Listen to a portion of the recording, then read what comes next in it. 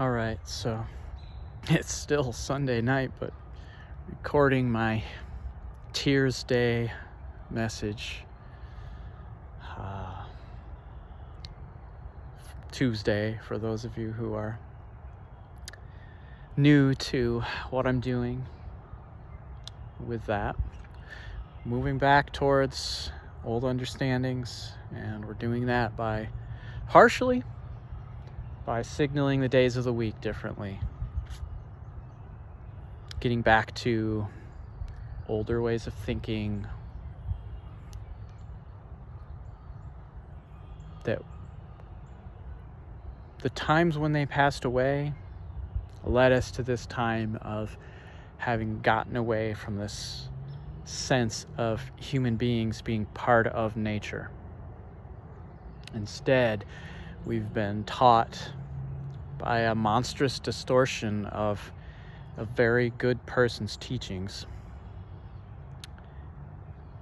and the teachings and writings that those were descended from in some ways, although not completely, and that's a whole other story. Yes, I'm talking about Jesus. In any case,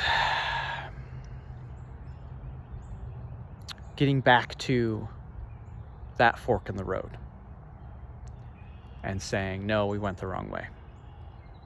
Human beings are not separate from Earth, from nature. We are part of. We are not over it. We are only over it to the extent that we can place ourselves over it in ways that are grounded into place. And as many of us noticed during the pandemic, when human activity was curtailed like it hadn't been in forever,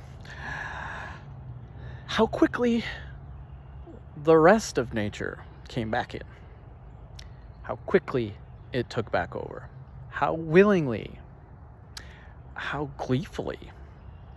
Wasn't a bad thing. Wasn't a bad thing. It was a good thing for human beings to get in touch with and understand a bit. Well, in any case, all this is to say that we're doing things different. Going forward, slowly, imperceptibly at first, we're bending this thing in a little different direction. Back towards a basic understanding of human beings as not distinct from, but part of nature. We have our distinctions, certainly, but not distinct from. And that's important. All right? That's important going forward. What does that mean exactly? Well, to be honest, I don't know fully. Because it's not up for me to decide. It's up for all of us to decide together. And we're doing that right now. Not necessarily right this second, but in a way, yes, as right in this second. Because especially when you are sleeping, when you are in a dream state, and especially if you're watching this and you're sensitive to what's going on, to the shift that is happening. When you are in a dream state, I guarantee you are getting together with others like you who see things the same way. That the world has gone off course a bit and needs to be reeled back in some ways. And again, it's not about knowing exactly what that means right now. It's not about having it all dreamed up ahead of time. Except we are dreaming it up ahead of time. In our dreams, we are getting together. We are playing things out a bit. We are projecting things, and then we are making decisions about what we want to actually do when we ground things into the actual, quote unquote, real world. That's happening in our dream states right now. In smaller collectivities, as individuals, in huge collectivities that are coming together. And this coming together in some ways can be visible. In some ways it's just going to be energetic. doesn't really matter. It's all good.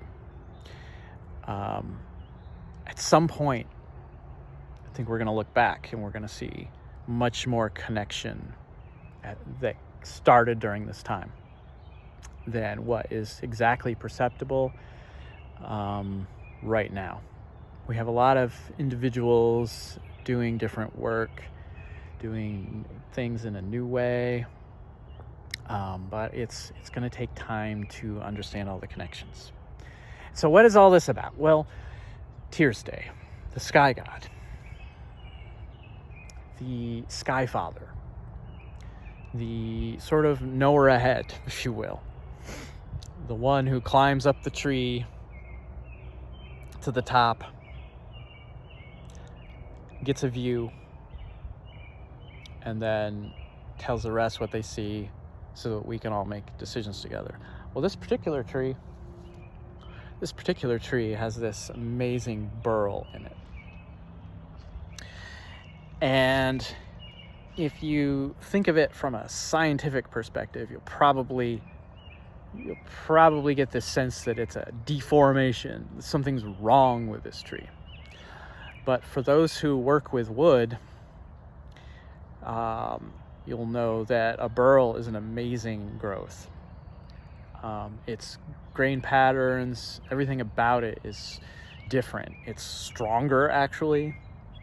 It's immensely tough wood. You can do a lot of things with it you can't do with other, chunks of wood. What I've also been given, when you see a tree with a burl in it like this, you're around what I would call loosely almost like a translation, because it's not this, but this is probably the best way I can translate it, is, or maybe it's not, but I'm going to say it, a brain tree. And as soon as I say that, I'm getting a knowing tree. It's a knowing tree. This tree knows different things. It's connected with a lot of knowing. By virtue of its quote-unquote deformation, it had to grow differently, and therefore it discovered things about being a tree that not every tree learns. And because of that, it's in touch with all kinds of things. So why does this matter? Well, if you're watching this, probably you're a person who metaphorically has a burl. You've grown a little differently, and that's okay. That's what makes you you. That's what makes you strong. That's what makes you see things from a different perspective. Because you've had to. That's how you had to grow. You had to grow differently. And that's amazing. It's not a deformation. It's amazing. It gives you something. And it would be a shame if having that, the world doesn't receive that from you. So this message is sending strength to you. This message is sending fires from above. It's sending water energy. Remember, waters flow. Waters flow. Flow with the waters. Sometimes waters get stuck in us. We need to flow. Sometimes the only way that happens is out through a wound, as blood and water. And that's okay too. Some of us have already gone through those things. Some of us are going through those things. Some of us are yet to go through those things. And that's part of the process. We have air energy. We have wind, thoughts. The brain tree here, the knowing tree, is the sword's energy isn't the knowing itself, right? The sword's energy is, as the wind picks up here, the sword's energy is mysterious. Where does the thought come from? Where is it going? If we follow it, we get somewhere. If we follow it back the way we came, we get somewhere. It's really hard to define. It's really hard to define either of those places. We'd like to think today that thought is so structured and so pinned down, but it's really not. It just is not. The moment we pin a thought down, it flies away from us and almost doesn't seem to matter anymore. Thoughts are for a moment in time, for us to think about a moment in time and what's going on at that time. What fire is coming down from above? What fire is living in the waters and in the air and moving that water and moving that air? What's going on? And in that moment, the air energy helps us get direction. It helps us identify things as thoughts for that moment in time. And this is from other people that I'm in touch with and have had a big impact on me in a lot of ways. Like, it's a conjuncture is a great word to talk about it. Everything coming together, like that burl. If you look up burls, man, it's like a lot of wood grain coming together in all kinds of different ways. All right? That's what's happening right now. That's what's happening right now, and it's going to be mysterious. And there's not going to be any one person in charge of it, because there's not supposed to be. We do these things as a species. The last of the four energies is the earth energy. And I say that, Spirit's like, really shouldn't talk about it as the last. But in terms of human becoming and our daily, weekly, monthly, yearly, lifelong experiences, it's all about the four energies. And the fourth is the earth energy, the disk's energy, the energy of embodiment. Trees are about embodiment. They root into the earth, they give structure and support. They're very grounded. They last. Other things can be done with them. They're not just over when they're over. Human beings need to start thinking of themselves more like trees. You're not just over when you're over. Your roots go deep, way down into the past in earth. Your roots also mysteriously grow upward into the sky, out into the stars. The fire runs through all of it. It's not just above, it's not just below. It's both. As above, so below. As below, so above. We're in a process right now of deciding what is going to be below. Doing that with the above. And that is not with someone else. That is with ourselves above. There is an aspect of us that is above. There's an aspect of us that is below. If you had told me I would be saying these things even barely more than a year ago, a year and a half ago, for sure, I'd say you're crazy. Things are shifting. Now's the time. It's coming. Here we are. Opportunity is here. Opportunity is coming. What are we doing with it? That's the message for this Tears Day. So, much love and peace to you. All the light you can stand, sending it your way right now. And Aquarius is about sociability. It's about coming together. It's about solving problems, rethinking things. There's support for that. There's heavy Aquarius energy last year. And for anyone with a Scorpio placement, Pluto and Mars, depending on how ancient you're thinking about it, are ruler of Scorpio, and Mars was prior, before we knew of the planet Pluto. Pluto has sort of taken over that role, leaving Mars with just Aries. But the Aries and the Scorpio energy are connected. That energy is overseen by Pluto, and again, from ancient times, also Mars. There's a lot of energy of just the willingness to move forward, to do the things that maybe we haven't been brave enough to do, we haven't been wise enough to do,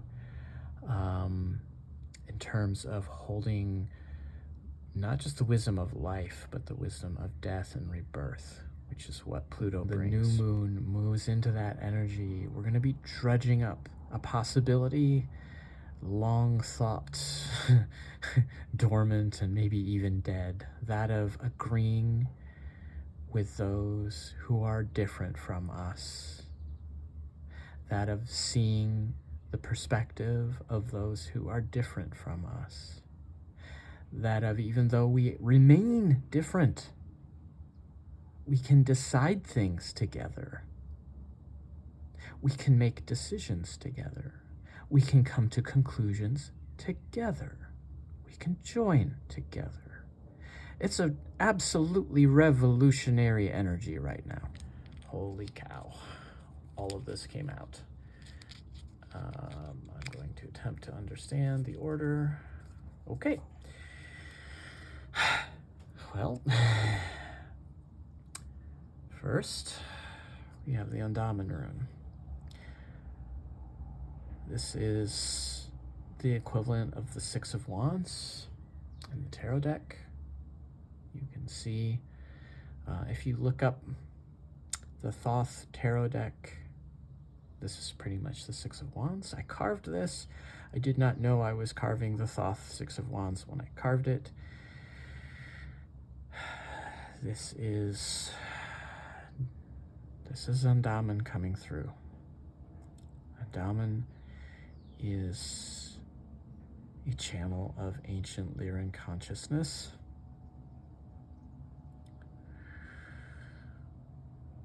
And for almost exactly a year now, it's almost exactly a year ago, and I think 7 days, no, maybe 6 days from now, 7 days from now, it'll be the exact year anniversary of me becoming aware of Andaman as Andaman. Andaman has been coming through for a long time in my life. Perhaps for my entire life. Actually, no perhaps about it. Andaman is saying, nope, you remember these times. There were times when I knew things, and I would even speak to adults in knowing ways. Andaman has been with me all this time. Andaman has been protecting me in so many ways, especially protecting my inner child, my inner being, and it has become time for Andaman to be out, for Andaman to at times speak as Andaman. And that's happening right now. Okay, I'm just going to give in to that right now. And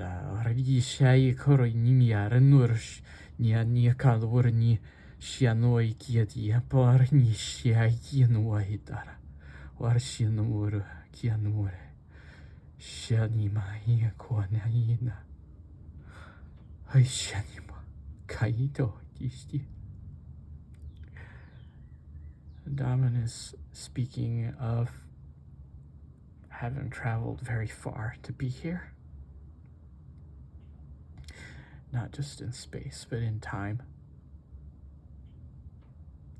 Of the importance of this time. This time is beyond almost all other times in galactic history, certainly in human history.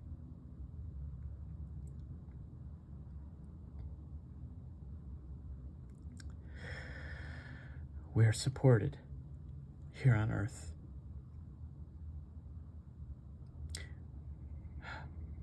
Not as many came in as was hoped, but many have come in. And the likes of Andaman has come in. Andaman is a warrior of ancient experience.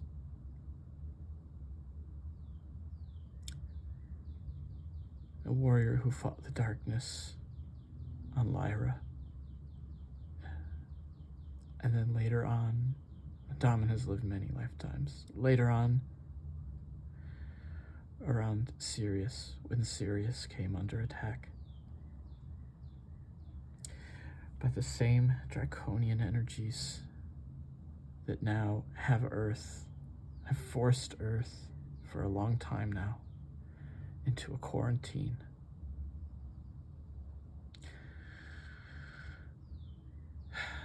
Nothing comes in and nothing comes out without a lot of scrutiny. We are in quarantine. Andaman is here to help fight, to bring knowledge.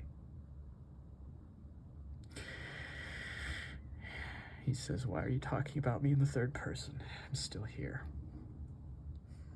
Yes, he is. It's time to activate that.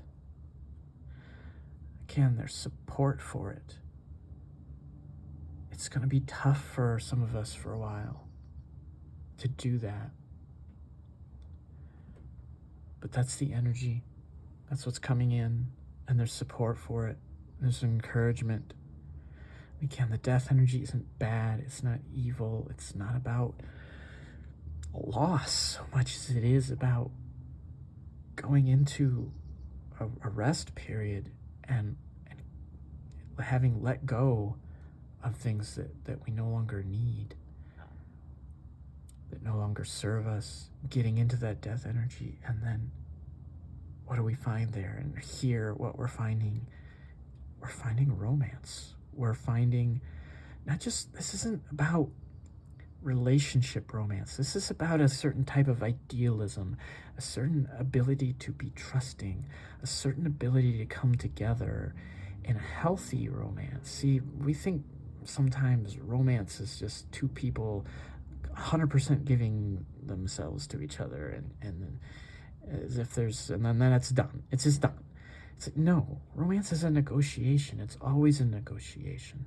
It's always a flirtation. Sometimes it's a pushing away, even as we're pulling together. It's it's sex. It's fucking. It's everything leading up to that. It's what happens after that.